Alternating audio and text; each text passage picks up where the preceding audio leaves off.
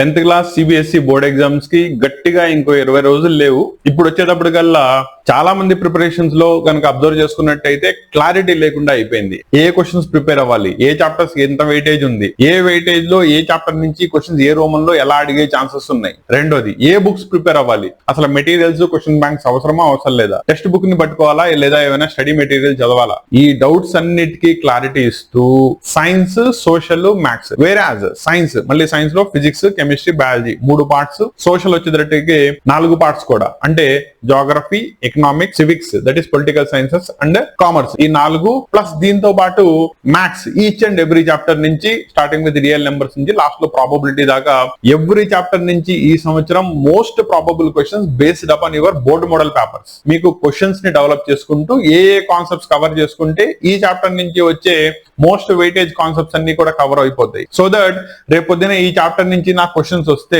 Miss అవ్వకుండా రాయగలగాలి అనేలాగా ప్రతిదీ చెప్తాను.